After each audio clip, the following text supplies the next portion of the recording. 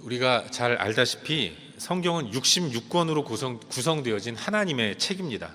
그런데 이 66권은 그야말로 다양한 장르의 책들이 섞여 있는 그런 책이죠.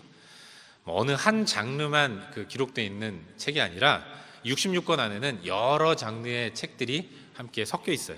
딱딱한 법전도 있고 흥미진진한 역사의 기록도 있습니다. 그리고 아름다운 시와 노래도 있고 또 하나님께서 이루어 가실 역사를 미리 예언하면서 백성들로 하여금 그러니까 우리는 하나님만 바라보아야 한다라는 절규에 가까운 선지자들의 글도 포함되어 있습니다. 이런 선지자들의 글을 선지서라고 이야기를 하는데 66권 가운데 이 선지서는 모두 17권이나 되는 거예요. 여러분, 선지자는 누구입니까? 선지자는 하나님의 뜻을 먼저 알고 그 뜻을 백성들에게 전하는 사람을 가리키는 겁니다. 우리 하나님은 하나님 당신의 일을 행하실 때 제일 먼저 사람을 택하십니다. 그리고 택하신 그런 사람에게 하나님 당신의 뜻을 먼저 알리시죠. 사람을 택하시고 택한 자에게 내가 계획하는 일은 이런 것이다라고 알려주세요. 그리고 그걸 들은 하나님의 사람이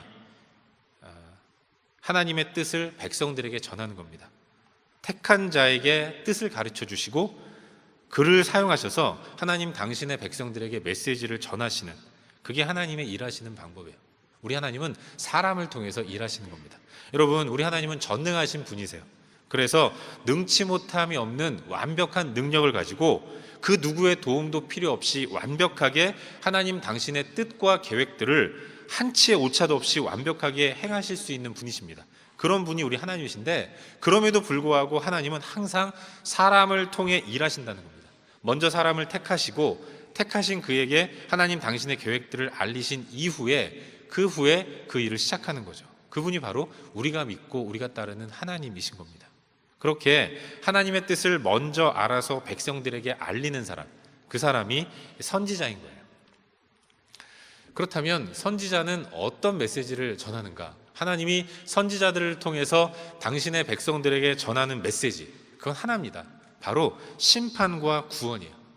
우리 하나님은 범죄한 백성들을 향해 준엄한 심판을 선포하시는 분이십니다.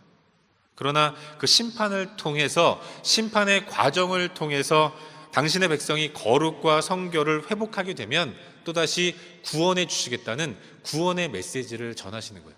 하나님의 선지자는 하나님의 뜻을 백성들에게 선포하는 사람들인데, 선지자를 통해 전해지는 하나님의 뜻, 하나님의 메시지는 심판과 구원, 범죄한 당신의 백성들을 심판하신 하나님, 그리고 심판을 통해 회개하고 돌아오는 자들을 회복시키시는 은혜의 하나님.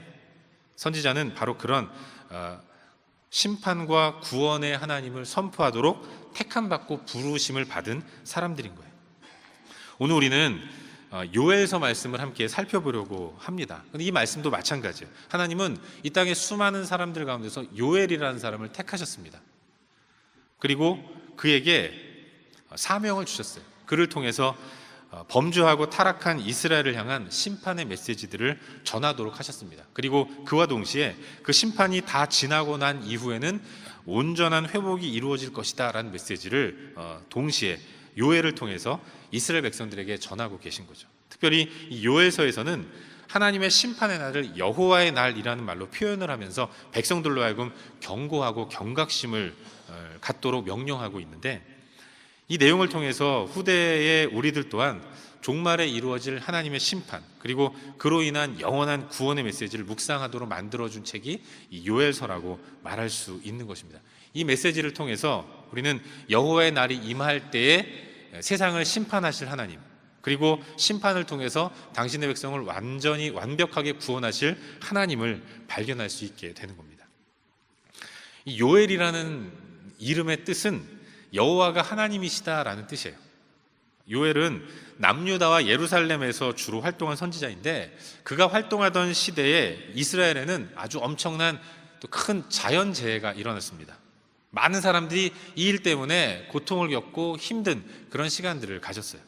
우리도 뉴스를 보니까 한국에서도 엄청난 비가 또 또 쏟아지고 태풍이 몰아쳐가지고 수많은 사람들이 피해를 보고 이재민이 발생했다는 그런 소식을 뉴스를 통해 들었는데, 요엘이 선지자로 활동하던 그 시대에도 아주 심각한 자연재해가 일어나서 엄청난 사람들이 큰 피해를 보는 일이 벌어진 겁니다. 어떤 피해인가? 유다와 예루살렘 땅에 갑자기 때 아닌 메뚜기 떼가 창궐한 겁니다. 수많은 메뚜기 떼가 어디서 몰려들었는지 다 이스라엘 땅으로, 유대 땅으로 몰려들어서 온 이스라엘 전역이 이 메뚜기 때문에 고통과 어려움을 겪게 된 거죠. 온 땅이 새카맣게 된 겁니다. 심지어는 그 수많은 메뚜기 떼가 가득해서 하늘의 해를 가리고 밤에 달과 별의 빛을 다 가린 겁니다. 온 땅이 메뚜기의 득세로 인해서, 창궐로 인해서 암흑으로 초토화되는 이런 일이 벌어진 거죠. 이런 자연재해 현상, 메뚜기 떼의 득세로 인해서 농작물이 다 상하고 먹을 것들이 다 사라지는 이런 심각한 타격과 피해를 겪는 모습을 바라보면서 선지자는 그걸 통해서 바로 이것이 우리 가운데 주시는 경고의 메시지구나, 이런 걸 간파하고 온 백성들에게 하나님의 심판이 임하는 여호와의 날을 예언하고 있는 것입니다. 여호와의 날, 그날이 임하면 이와 같은 모습이 이루어질 것이다. 그러니 우리는 경각심을 갖고 다시금 돌이켜야 한다. 이런 메시지를 전하는 것이, 이런 경고를 하는 것이 요엘서의 전반적인 내용이에요. 그래서 요엘서의 핵심 주제는 이 여호와의 날이라고 말할 수 있는 겁니다. 여러분, 사실 이 여호와의 날은 말 그대로 심판의 날을 의미하는 겁니다. 여호와의 날은 여호와 하나님이 임하시는 날인데, 여러분, 거룩하신 하나님이 임하신다면 그 하나님의 거룩한 존전 앞에서 살아남을 인간이 누가 있겠습니까? 그 거룩한 하나님이 우리 가운데 임하시면 우리는 그 누구도 아무도 살아 있을 수 없는 것입니다. 마치 태양이 그 강렬한 빛이 우리 가운데, 그 이 땅 가운데 완전히 떨어지면 모든 생물들이 다 죽어가는 것처럼, 여호와의 그 거룩하신 하나님이 그 임한 그날이 되면 그 앞에서 누구도 살아남을 수 없는 거죠. 여러분, 이 거룩이라는 말의 히브리어 언어가 카도시라고 발음하는데, 이 단어는 구별되다라는 의미와 더불어서 무겁다라는 의미를 동시에 갖고 있는 단어입니다. 거룩은 무겁다라는 뜻을 가지고 있는 거예요. 정말 그렇습니다. 거룩하신 하나님은 아주 무거운 무게를 가지고 계신 하나님이에요. 엄청난 무게를 가지고 계신, 어마어마한 무게를 가지고 계신 분이기 때문에 그 무거운 하나님이 임하시면 하나님의 무게를 감당할 위인은 이 땅 가운데 아무도 없는 거죠. 그래서 죄인인 인간에게 있어서 여호와의 날은 심판의 날이고 멸망의 날인 것입니다. 여호와의 날이 선포된다면 이제 심판이 임하는 것이구나 라는 것을 깨닫게 되는 거죠. 또 하나님도 그걸 아시기 때문에, 하나님이 예고 없이 임하시면 그 누구도 살아남을 수 없다는 것을 아시기 때문에 우리 하나님은 참고 또 참으시면서 심판을 유보하시고 지속적으로 선지자들을 보내셔서 돌아오라고, 나의 강림을 준비하라고 끊임없이 회개를 촉구하시는 메시지를 주시는 겁니다. 요엘 선지자는 바로 그런 사명을 가진 자입니다. 그래서 온 유다 가운데 임한 메뚜기 떼를 바라보면서, 그리고 그 메뚜기가 유대 온 땅을 유린하고 폐허로 만드는 것들을 눈으로 목격하면서, 보라, 바로 이것이 하나님의 심판의 모습이다 라는 것을 백성들에게 힘주어 선포하고 또 회개를 촉구하는 그런 사명을 감당한 사람이죠. 사랑하는 여러분, 이 요엘서 전체를 통해서 우리가 깊이 생각해 봐야 할 것이 있는데, 앞서 말씀드렸지만 요엘서는 유다 땅에 일어난 자연재해를 통해서 심판의 메시지를 전하는 내용이라고 말할 수 있습니다. 메뚜기 떼가 온 땅에 창궐해서 견딜 수 없는 이런 처참한 상황을 맞이하게 된 현실 속에서 하나님의 심판의 날이 이와 같을 것이다 라는 것을 경고하는 것, 요엘서는 경고의 메시지라고 말할 수 있는 거예요. 그런데 여러분, 경고는 왜 하는 겁니까? 요엘서는 경고의 메시지인데 경고는 왜 하고 언제 하는 겁니까? 경고를 하는 이유는 돌아오라고 하는 거예요. 경고의 목적은 돌이킴에 있는 겁니다. 하나님을 떠나서 죄와 벗삼아 살아가면서 하나님과 멀어진 당신의 백성들, 날마다 하나님을 온전히 섬기지 못하고 죄를 범하는 당신의 백성들에게 계속 그러면 멸망당할 수밖에 없다는 것을 말씀하시기 위해서, 이제는 돌아와야 한다고 전하기 위해서 하는 것이 바로 경고인 것입니다. 그렇기 때문에 이 요엘서의 기록 목적은 돌아오게 하는 것이다라고 말할 수 있어요. 하나님께서 온 유다와 예루살렘 가운데 메뚜기를 통한 고통이라는 이런 어려움을 주셨는데, 그 어려움과 고통을 주신 하나님의 진짜 마음, 백성들이 이제 임한 메뚜기의 때의 득세로 인해서 괴로워할 때에 그것을 바라보시는 하나님의 진짜 마음은 그러니까 죽어라 이게 아니라 제발 좀 깨닫고 돌아와라, 이것 보고 이제는 좀 돌아와야 한다. 고난과 시련의 방점은 돌이킴에 있다는 것, 우린 그걸 깨달아야 하는 것이죠. 요엘서뿐만이 아닙니다. 앞서도 말씀드렸지만 성경 66권 가운데 모두 17권이 선지서의 말씀인데, 하나님이 선지자들 통해서 끊임없이 당신의 백성들에게 전하는 메시지는 하나입니다. 항상 똑같은 거예요. 그것은 이제 돌아오라는 것입니다. 아담의 후손으로 태어나 아담의 죄성을 가지고 살아가는 당신의 백성들은 날마다 끊임없이 누가 시키지 않았는데도 하나님을 멀리하고 세상 향락에 취해 살아가는데, 그걸 바라보시면서 하나님은 계속해서 선지자들을 통해서 말씀하시는 것입니다. 그러면 안 된다. 돌아와라.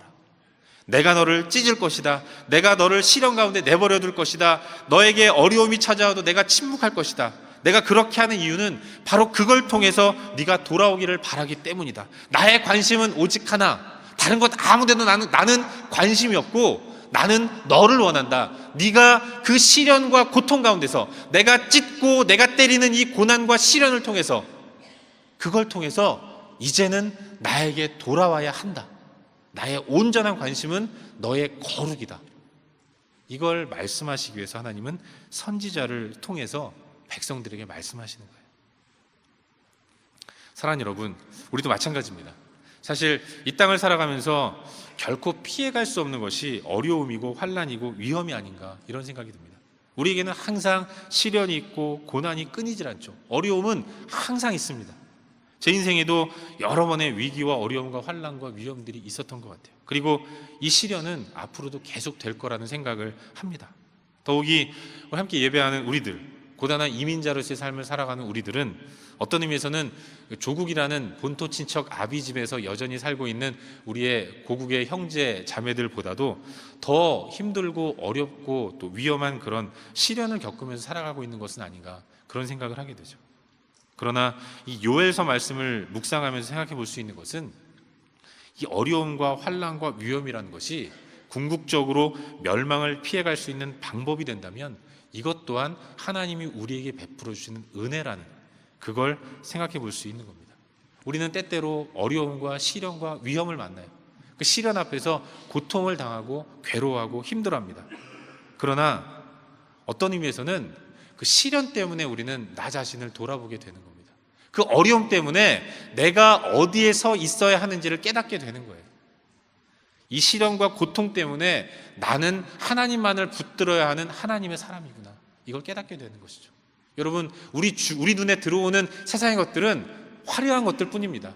하지만 그 화려한 것들을 쫓아 살아갈 때 그 화려함은 결국은 우리를 배신해요. 그래서 깊은 나락으로 떨어뜨립니다. 바로 그런 절망의 끝에서 우리는 지난날 내가 하나님을 버리고 세상의 향락을 쫓아갔던 나의 모습들을 반성하는 가운데 주 앞으로 돌아오게 되는 것이죠.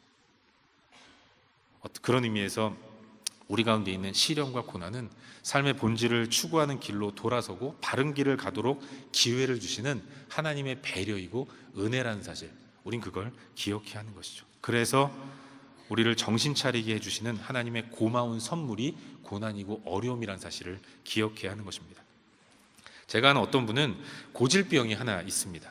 이분은 아주 자주 편도선염을 앓는 분이 있어요. 뻑하면 목이 아프고 뻑하면 힘들다고 얘기를 해요. 편도선이 부으면 목이 아프죠. 목이 아프면 음식을 삼키기가 어려워집니다. 식사를 제대로 못해요. 그런데 우리는 흔히 편도선이 부었다 그러면 목이 아파서 밥을 못 넘기는 것만 생각하실지 모르겠는데, 여러분, 편도선이 부으면 몸에 열이 나고 몸살이 앓는 것처럼 끙끙 앓습니다. 대부분의 사람들에게는 별로 이런 일들이 일반적으로 일어나는 현상은 아닌 것 같아요. 저만 보더라도 저는 편도선이 붓는 일이 별로 없습니다. 편도선이 어디 붙어 있는지 사실은 몰라요. 목 여기쯤에 있는 걸로 아는데.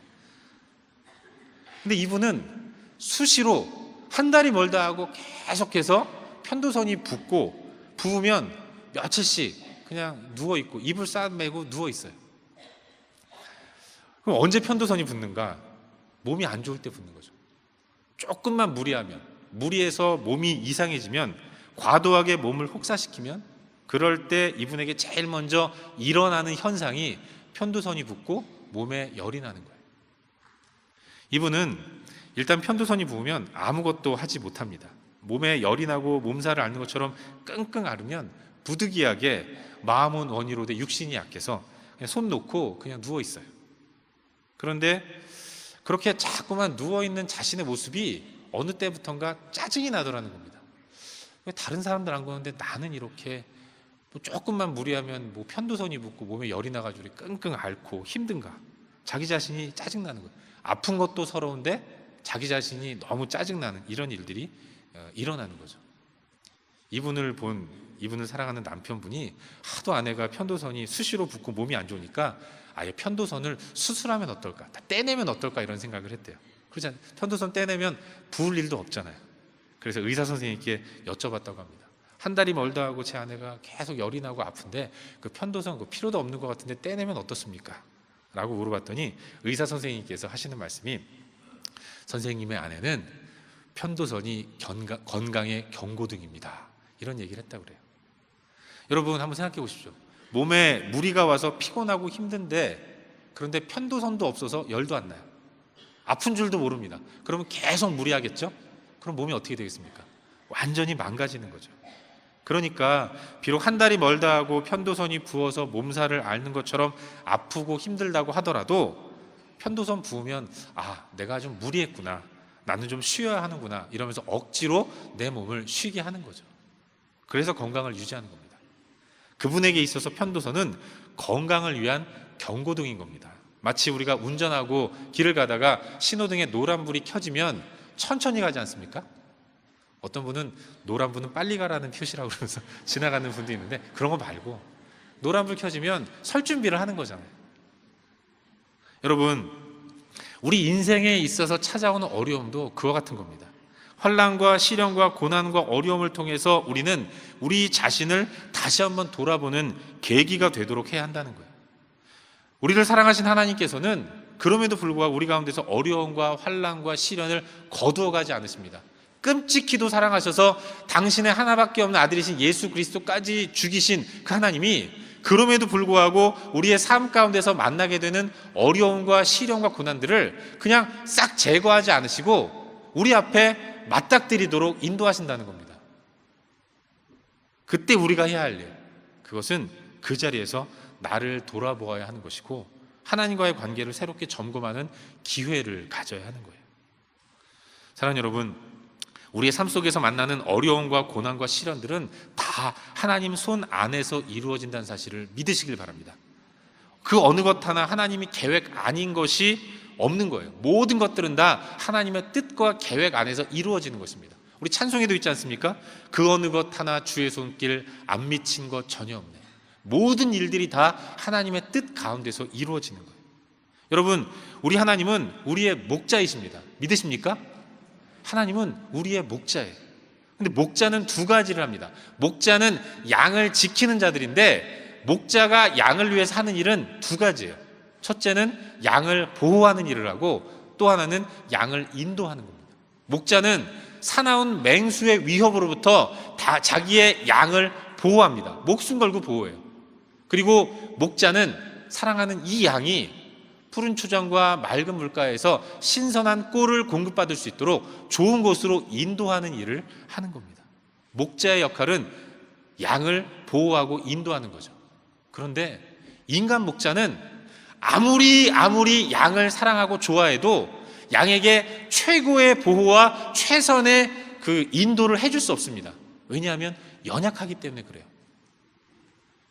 하지만 우리 하나님은 전능하신 분이시고 전능하신 능력으로 우리의 목자로서의 그 일, 보호하시고 인도하시는 일을 완벽하게 행하실 수 있는 분이신 겁니다. 그분이 우리 목자예요. 그런데 그럼에도 불구하고 우리 삶 가운데 전능하신 하나님이 우리의 목자가 되셔서 우리를 보호하시고 인도하시는데, 그럼에도 불구하고 우리가 날마다의 삶 가운데서 어려움을 만나고 시련을 당하고 고통 가운데 있다면 그건 하나님의 뜻이 그 안에 있기 때문에 그런 겁니다. 그걸 통해서 우리에게 뭔가 깨닫게 하시고 돌아서게 하시고 회복시키기를 위한 하나님의 선하신 뜻이 있다는 것, 우린 그걸 기억해야 하는 거예요. 그렇기 때문에 우리가 해야 할 일은 바로 그 자리에서 무릎을 꿇는 일이고 하나님 앞에 나아가서 다시금 하나님과의 관계를 점검하는 그런 기회를 가져야 한다는 것, 우린 그걸 믿어야 하는 거예요. 여러분, 사실 억울할 수 있습니다. 고난이라는 게 잘못해서만 오는 것은 아니거든요. 때로는 하나님께서 특별한 뜻이 계셔서 어려움과 시련을 허락하기도 하십니다. 그러나 막상 내 삶 가운데서 만나는, 맞닥뜨리는 시련과 어려움, 그 앞에서 우리는 순간적으로 억울한 마음을 가질 수 있어요. 잘 살려고 애썼는데, 나름 하나님 앞에서 바르게 살려고 애썼고 주님 기뻐하시는 일이 뭘까를 생각하면서 나름 하나님 기뻐하시는 일을 열심히 행했는데, 그럼에도 불구하고 내 삶이 풀리지 않고 때로는 어려움과 시련들이 닥쳐올 때, 그때는 억울한 마음이 들 수도 있습니다. 하지만 여러분, 그 어려운 마음이 들 때, 그때 원망과 불평과 괴로워하는 일을 안 할 수는 없지만 조금만 하시길 바랍니다. 그리고 그 자리에서 좀 더 나아가서 나 자신을 돌아볼 수 있었으면 좋겠어요. 나는 하나님 앞에서 지금 어떤 모습으로 서 있는가? 나는 하나님과의 관계가 온전한가? 나 자신을 돌아보면, 시련과 고난 앞에서 나를 돌아보는 계기를 삼는다면 그것만큼 경건에 커다란 유익이 오는 것은 없는 겁니다. 그러라고 하나님은 당신의 사랑스러운 우리에게 때로는 시련도 허락하신다는 것, 우린 그걸 믿어야 하는 거예요. 바라기는 혹시라도 우리 가운데 예기치 않는 어려움을 맞닥뜨려서 당황하고 계신 분들이 계시다면 이 시련 앞에서 다시금 여러분 자신을 돌아볼 수 있기를 바라고, 하나님 앞에 다시금 온전히 서는 기회를 가질 수 있기를 주의 이름으로 축원합니다. 하나님과 관계를 다시 한번 점검하시고 더욱더 주님 바라보는 자리로 나아갈 수 있기를 주의 이름으로 축원합니다. 한 가지만 더 묵상하기를 바라는데요, 오늘 우리가 함께 읽은 요엘서 2장은 여호와의 심판이 선포된 이후에 심판이 이루어지는 양상을 보여주고 있는 것입니다. 오늘 말씀 가운데서 특별히 9절과 10절 말씀을 한 목소리 읽도록 하겠습니다. 9절과 10절 시작. 성중에 뛰어들어가며 성 위에 달리며 집에 기어오르며 도둑이 창으로 들어가니 그 앞에서 땅이 진동하며 하늘이 떨며 해와 달이 캄캄하며 별들이 빛을 거두도다. 아멘. 성중에 뛰어들어가며 성 위에 달리며 하늘이 떨며 해와 달이 캄캄하며 별들이 빛을 거두는도다. 여호와의 날에 임하는 하나님의 심판의 양상을 보여주는 표현인 거죠.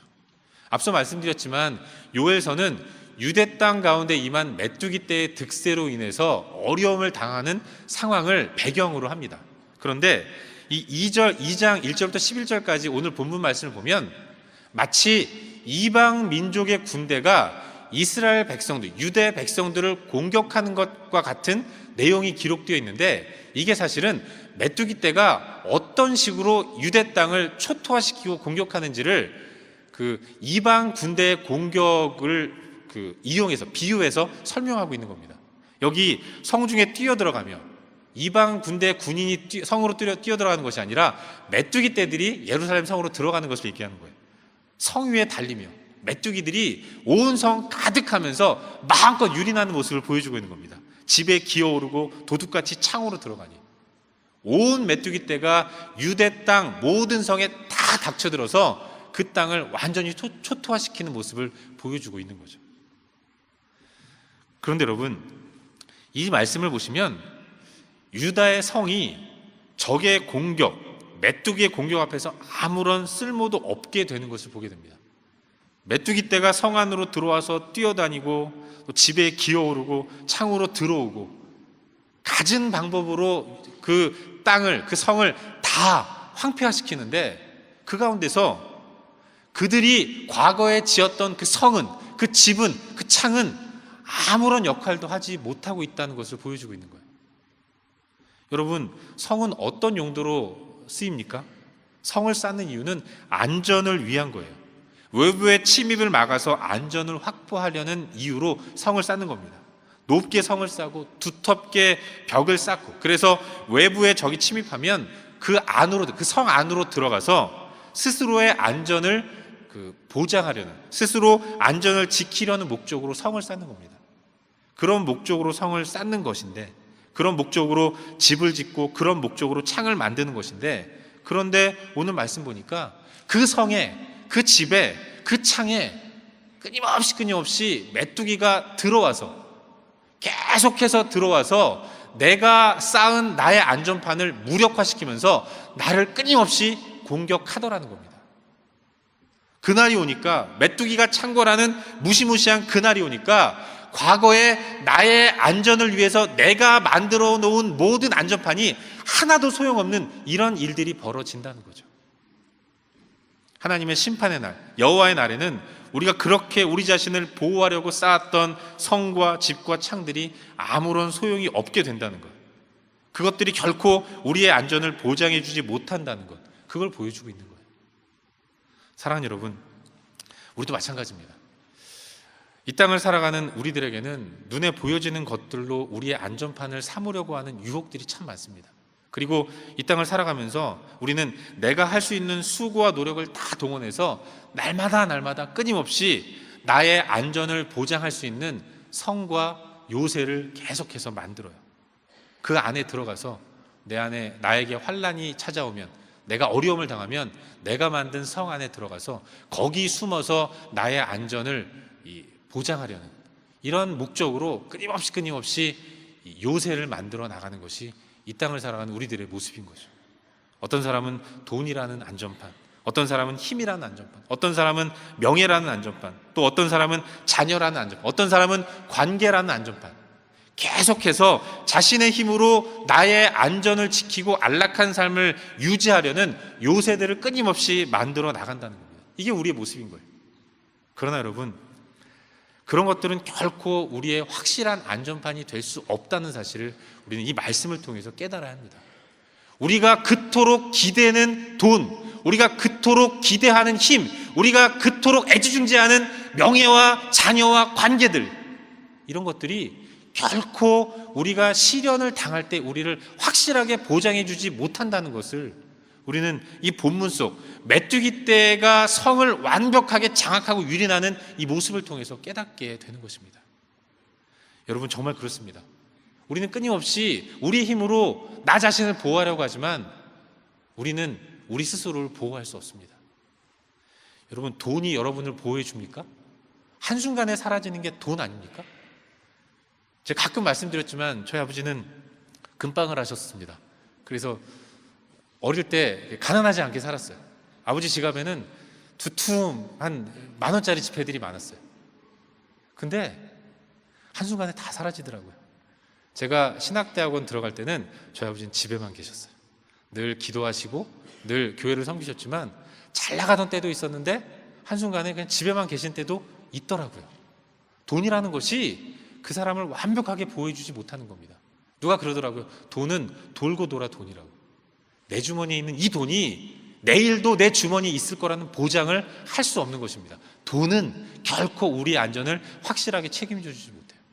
그런가 하면 힘도 마찬가지입니다. 사람들은 하나님 믿느니 내 주먹 믿고 살겠다 이러면서 누굴 믿어? 나를 믿지. 난 아무도 안 믿어 라고 말하지만 그렇게 믿고 신뢰하는 그 사람, 나이 들면 다 기운 없어지잖아요.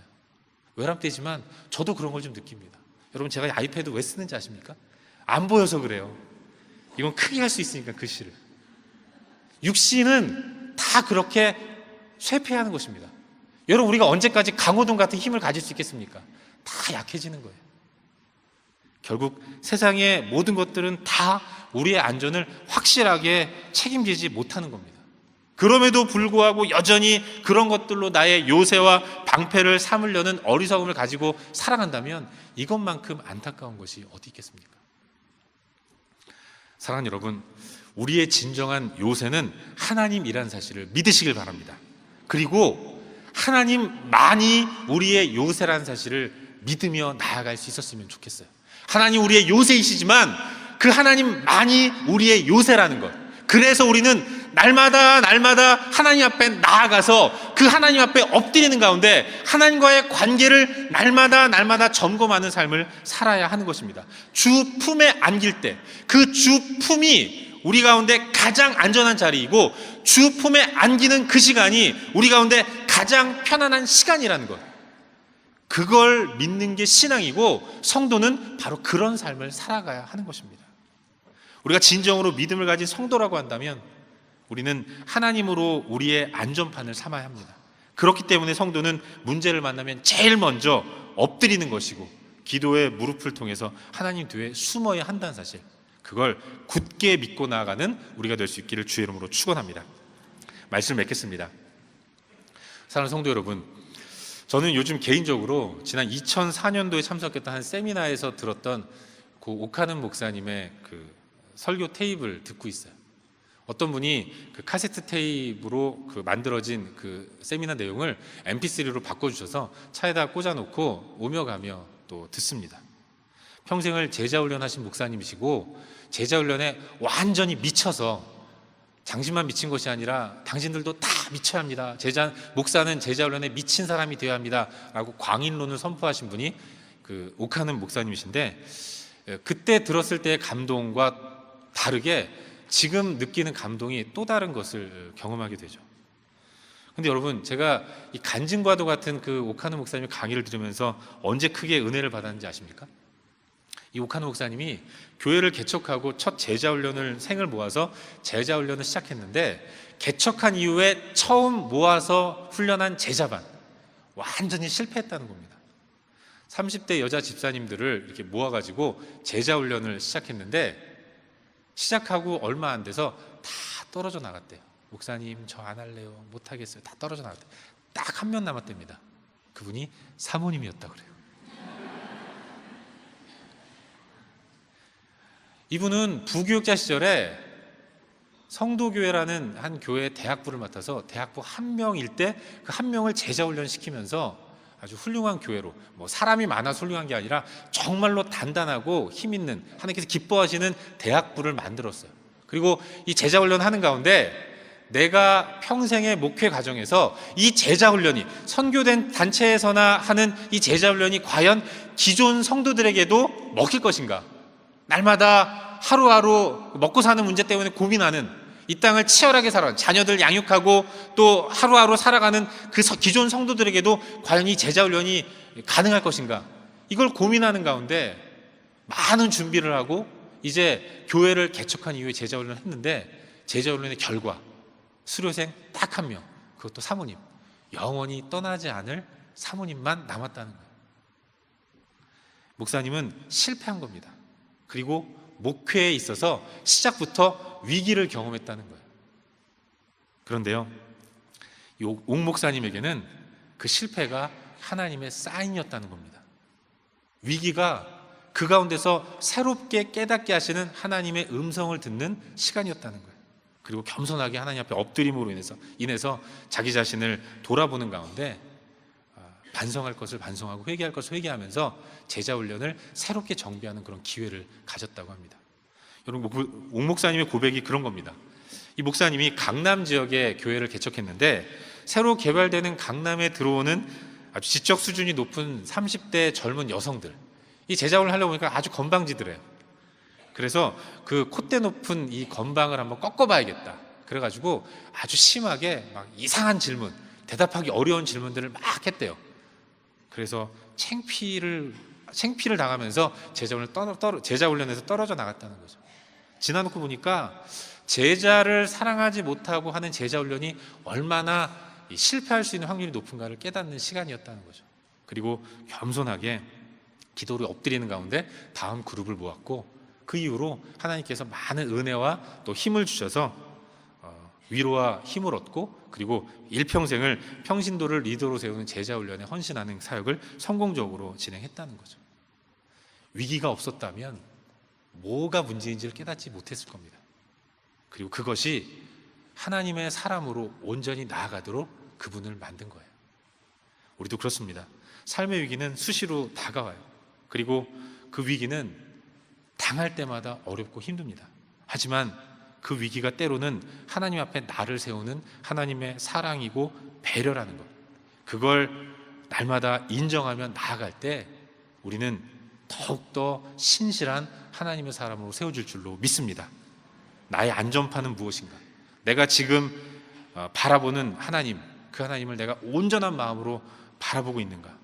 이걸 돌아보는 기회로 우리의 어려움의 시간들을 보내시기를 주의 이름으로 축원합니다.